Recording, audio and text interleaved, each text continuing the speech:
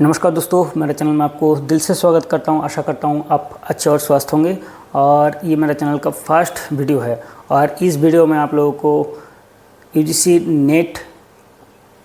Net with JRF and UGC net and slate, यानी जो set exam होता है डिफरेंट स्टेट का, वो मैं आप लोगों को जो डिफरेंशिएट है वो बताऊँगा। ठीक है, तो पहले मैं अपना सेल्फ इंट्रोड्यूस आप लोगों को बता देता हूँ। ठीक है, मैं कृपा Sindhu UGC anti-net JRF and WB set education subject से क्वालिफाई किया हूँ और मैं अभी कॉलेज में लेक्चरर के रूप में काम कर रहा हूँ। ठीक है, तो मेरा जो अनुभव है यूजीसी एंटी-नेट जेआरएफ और डब्ल्यूबी सेट, यानी किसी भी स्टेट का सेट या फिर स्लेट जो एग्ज़ाम होता है, उस एग्ज़ाम का जो अनुभव है, एक्सपीरियंस रहा है मेरा, वो आपको एकदम पूरा डिटेल बता दूंगा। ठीक है, तो मैं वेस्ट बंगाल से बिलोंग करता हूँ, तो मैं बंगाली हूँ, तो इसलिए हिंदी बोलने में तो बहुत कुछ प्रॉब्लम नहीं होता है, बट खास करके जेंडर का इश्यूज़ में थोड़ा बहुत प्रॉब्लम होता है, तो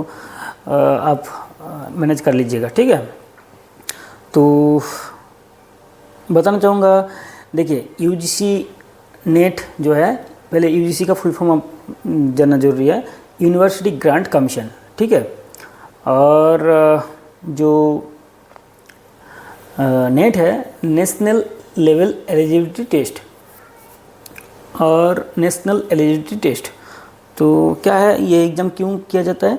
ये एग्ज़ाम इसलिए कंडक्ट किया जाता है ताकि इस एग्ज़ाम को अगर आप क्वालिफाई करते हैं तो किसी भी राज्य में, ठीक है, इंडिया का किसी भी राज्य में आप असिस्टेंट प्रोफेसर का रूप में आप चयन हो सकते हैं। इसके लिए आप एलिजिबल हो गए हैं। ठीक है, अगर नेट यानी जो नेशनल एलिजिबिलिटी टेस्ट इस एग्ज़ाम को क्वालिफाई करते हैं तो आप एलिजिबल हो जाएंगे किसी भी स्टेट में असिस्टेंट प्रोफेसर का रूप में काम करने के लिए। ठीक है, और नेट विथ जेआरएफ अगर आप क्वालिफाई करते हैं तो उसमें क्या बेनिफिट आपको मिलेगा?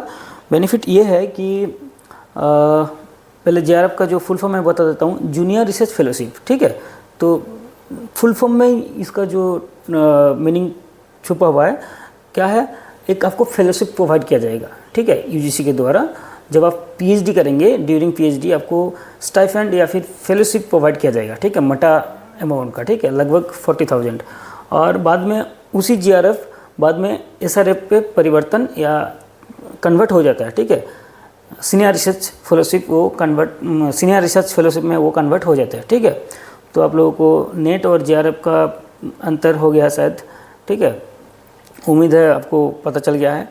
और नेट में जस्ट असिस्टेंट प्रोफेसर रूप में आप काम कर सकते हो, बट जेआरएफ में आपको असिस्टेंट प्रोफेसर का रूप में काम तो करना, ये तो एलिजिबल आप हो ही जाएंगे। ठीक है, और उसके साथ साथ आप स्टाइपेंड या फिर जब पीएचडी करेंगे तो आपको फेलोशिप भी मिलना स्टार्ट हो जाएगा। ठीक है, और सेट जो स्लेट एग्ज़ाम जो होते हैं, ठीक है, स्टेट लेवल एलिजिबिलिटी टेस्ट, ये किसी पर्टिकुलर स्टेट के लिए है। ठीक है, मान लीजिए अगर आप झारखंड स्टेट से बिलोंग करते हैं और अगर डब्ल्यूबी यानी वेस्ट बंगाल सेट एग्ज़ाम दे रहे हैं और अगर आप क्वालिफाई कर गए हैं, तो आप झारखंड स्टेट के लिए नहीं, आप जिस स्टेट का सेट या फिर स्लेट एग्ज़ाम क्वालिफाई किए हैं उस स्टेट के जो कॉलेज या फिर यूनिवर्सिटीज़ में असिस्टेंट प्रोफेसर का जो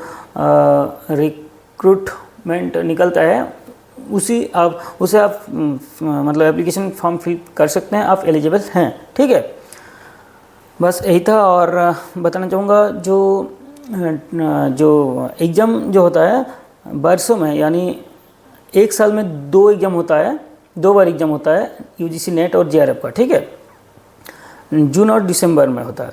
बट जो स्टेट लेवल एलिजिबिलिटी टेस्ट है, यानी सेट या स्लेट है जो, ठीक है, वो स्टेट के ऊपर डिपेंड करता है। वो लगभग, मैं वेस्ट बंगाल से बिलोंग करता हूँ, तो मैं बहुत सारे स्टेट का जो एग्ज़ाम मतलब खबर रखता हूँ। ठीक है, तो वो सालों में एक ही बार होता है और दिसंबर में होता है। ठीक है, ये स्टेट के ऊपर वेरी करते हैं। और सिलेबस के लिए बात किया जाए, ठीक है, उससे पहले मैं बताना चाहूँगा जो एलिजिबल कौन कौन है इस एग्ज़ाम को देने के लिए, दोनों एग्ज़ाम को देने के लिए, ठीक है। मस्ट आपको मास्टर डिग्री होना चाहिए, ठीक है। अगर आप परसुइंग है या फिर आप मतलब कर रहे हैं, ठीक है, मास्टर डिग्री आप पढ़ाई कर रहे हैं, ठीक है, तब भी आप एलिजिबल हो। बट आप जिस सब्जेक्ट से आप नेट एग्ज़ाम देना चाहेंगे या फिर सेट या फिर सेट एग्ज़ाम देना चाहेंगे, तो उसी सब्जेक्ट में आपको 55 मार्क्स ज़रूरी है, ठीक है। अगर जनरल और EWS कैटेगरी से आप बिलोंग करते हैं तो आपको 55 मार्क्स ज़रूरी है। बाकी OBC, SC, ST या फिर ट्रांसजेंडर जो होता है उनके लिए 50% है, ठीक है। और हाँ, सेट एग्ज़ाम जो है या स्लेट एग्ज़ाम जो है इसमें आपको JRF का ऑप्शन नहीं मिलेगा, ठीक है। But UGC NTA net, NTA क्या है? NTA एक एजेंसी है जो UGC नेट को कंडक्ट करते हैं, ठीक है। इससे पहले CBSE जो था, ठीक है, उसके द्वारा कंडक्ट किया जाता था। तो NTA का मतलब ये इसको ध्यान में मत रखिएगा, क्या NTA क्या है? NTA एक एजेंसी है जिसके द्वारा एग्ज़ाम को कंडक्ट किया जाता है, ठीक है। तो और बेनिफिट तो आप लोगों को बता दिए हैं नेट, JRF और स्लेट एग्ज़ाम के, ठीक है। और सिलेबस क्या है? UGC NTA नेट या फिर UGC नेट JRF का सिलेबस और सेट यानी स्लेट का जो सिलेबस है वो एकदम सेम टू सेम ही होता है। हाँ, ये स्टेट के ऊपर वेरी करते हैं क्योंकि कभी कभी मतलब जो स्लेट एग्ज़ाम होता है ना वो स्टेट के ऊपर वेरी करते हैं। मेरा हिसाब से 90% जो होता है वो सिलेबस अप्रॉक्सीमेटली सेम ही होता है, ठीक है। क्योंकि दोनों जो है ना UGC नेट या फिर UGC नेट JRF या फिर जो UGC सेट, ठीक है, या स्लेट UGC कंडक्ट करते हैं, ठीक है। किसी भी स्टेट में होता है, ठीक है, बट UGC के द्वारा ही कंडक्ट किया जाता है। तो इसका सिलेबस एकदम सेम टू सेम है। हाँ, किसी भी स्टेट में जाहिर सी बात है, किसी भी स्टेट में अगर एग्ज़ाम आप दे रहे हैं, पर्टिकुलर स्टेट का जो सेट या फिर स्लेट एग्ज़ाम दे रहे हैं, तो उस स्टेट का 2, 4, 5 क्वेश्चन मतलब आपको पूछा जाएंगे, ठीक है। तो बस यही था। और वो तो आप लोगों को बता दिया हूँ क्या, अगर आप UGC नेट क्लियर करते हैं या फिर UGC net with JRF clear करते हैं तो आपको इंडिया का किसी भी राज्य में असिस्टेंट प्रोफेसर का जॉब मिलेगा या फिर नहीं मिलेगा वो तो गारंटी नहीं देते हैं, बट आप एलिजिबल हो, ठीक है। ये ध्यान में रखिएगा, ठीक है। क्या क्वालिफाई करते ही मुझे जॉब मिल जाएगा? नहीं, आप एलिजिबल हो जाएंगे, ठीक है। और सेट एग्ज़ाम अगर आप क्वालिफाई करते हैं तो किसी भी पर्टिकुलर स्टेट के, जिस स्टेट के लिए आप मतलब क्वालिफाई किए हैं, जिस स्टेट में क्वालिफाई किए हैं उसी स्टेट में आप सिर्फ असिस्टेंट प्रोफेसर के लिए आवेदन कर सकते हैं, आप एलिजिबल हो गए हैं। बस यही था। और आपको जो एलिजिबल क्राइटेरिया भी बता दिया हूँ। हाँ, अगर आप मास्टर्स में हैं, अभी पढ़ाई कर रहे हैं, मास्टर्स कर रहे हैं, तो मैं जब वेस्ट बंगाल सेट क्वालिफाई किया था तो बताना चाहूँगा मैं थर्ड सेमेस्टर या फिर थर्ड सेमेस्टर में था, ठीक है। तो एपियर्स जो होते हैं वो भी इस एग्ज़ाम को मतलब दे सकते हैं।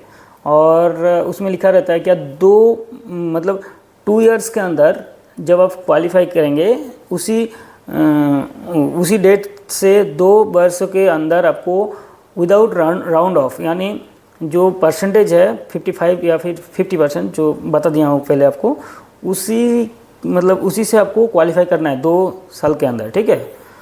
तो ये आपको ध्यान में रखना है। बाकी जो मास्टर्स कर रहे हैं वो भी एलिजिबल हैं जिस सब्जेक्ट से आप मास्टर्स कर रहे हैं, और जो मास्टर्स किए हैं वो भी ये सब एग्ज़ाम के लिए एलिजिबल हैं। बाकी वीडियो अच्छा लगे तो लाइक कर सकते हैं, और चैनल पर पहली बार है तो सब्सक्राइब कर सकते हैं, और दूसरे के साथ शेयर कर सकते हैं ताकि उनको भी कुछ हेल्प हो जाए। और आप लोग कमेंट में ज़रूर बता सकते हैं कौन सा वीडियो आप लोगों को चाहिए, कौन से टॉपिक पे चाहिए, ठीक है। जितना हो सके मैं आप लोगों को समझाने का ट्राई करूँगा, और मेरा जो एक्सपीरियंस है वो आप लोगों को शेयर करना चाहूँगा।